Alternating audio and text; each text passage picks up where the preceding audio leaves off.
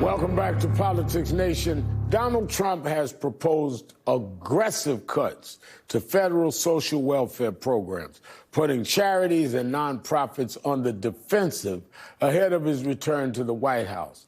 Also troubling to that community are the potential impacts of mass deportations that Trump has campaigned on and could act on in some way as soon as day one.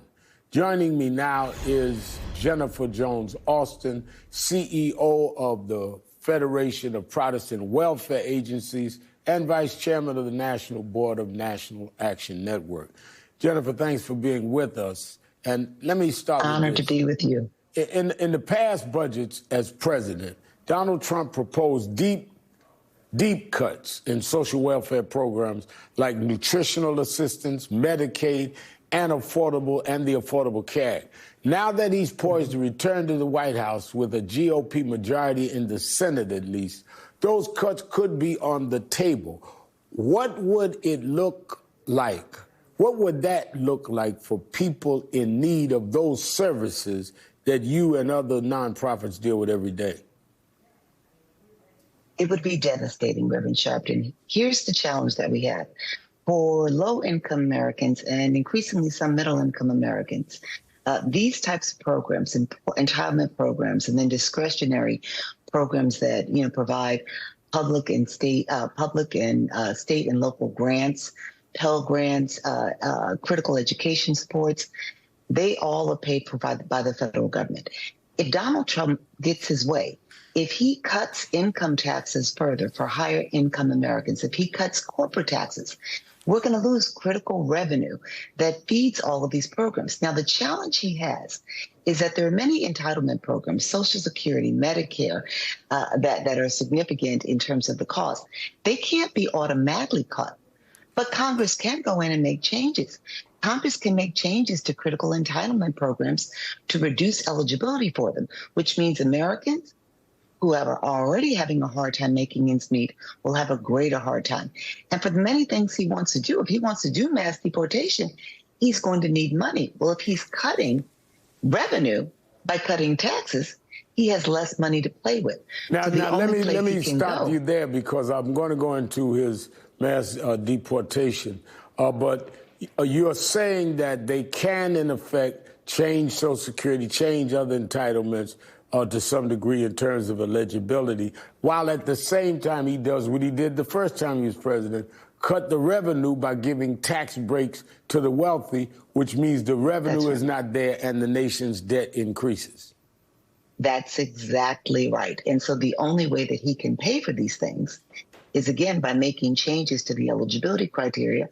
And then with discretionary funding, which is a little less than 1/3 of federal spending for things like Pell grants, which support low-income students going to college, K through 12 grants for schools where, children have not had quality education and need critical supports, food programs in schools and the like. They could go in and cut those programs. Now, let's go back to what we started on the promised largest deportation effort in American history under a second term, as many as 1 million people a year. Immigrant advocates warn that such an effort would devastate families, leading to more family separations and economically crippling communities. How does the charitable community, you're CEO of a major charity in New York, how do you even begin preparing for the consequences described? It's going to be very, very, very difficult. Reverend Sharpton, nonprofit human service agencies across the country are struggling already to meet the demand for services for immigrants and for citizens of the country. They're already meeting the challenge. They're trying their best. They look to philanthropic dollars to close the gap. But here's what's going to happen. We're going to see more and more people going without the basic services and supports they need. We're going to see migrant and immigrant families, people who are here and have been here for some time, some who have legal status, who are going to be challenged because you can stretch the dollar, but so far. And so what we're going to have to do is increase our advocacy efforts. We're going to have to show Congress which has been going along. And if he has a Republican-controlled Congress, they're going to try to go along and achieve these mass deportations of as many as 13, 20, 23 million people. We're going to have to push back by telling them that if they do that, they're going to hurt just migrants. They're not going to just hurt immigrants. They're going to hurt everyday Americans, and people are going to be angry. So they better think 2 and 3 times about doing that. And we don't know how sound it is anyway, whether those nations will let them come back. How do you transport them? All that's going to cost trillions of dollars if you're talking about 23 million. It's probably more of a showboat thing he will do for some at the expense of many people, including people that have become citizens. It sounds like we have a dual challenge and dual challenges going forward, helping the harmed on the one hand while fighting back on other. How much of these energies should be channeled into assistance versus activism, in your opinion? And what role can private and faith-based groups, how can they play in this? Mm-hmm. So we're going to need faith-based communities and philanthropy to step up and help us with the cost of helping make people make ends meet. But we need to be centering a lot on the advocacy and the structural change. With a likely Republican-controlled Congress, and I don't want to call it beforehand, but it's a long road ahead for Democrats to try to secure all the seats that they need to have a majority. We're going to have to focus on advocacy in a significant way, because these congressional leaders are going to have to know they cannot just go along to get along with Donald Trump the way that they have been. Their constituencies are going to be up in arms. Remember, we're not just talking about cuts that are going to impact migrants. We're talking about cuts that will immigrant people who have been here, who are here legally. Likely cuts in healthcare that are going to affect 20 million Americans that have been receiving supports under the Affordable Care Act. We see cuts that likely would come in education.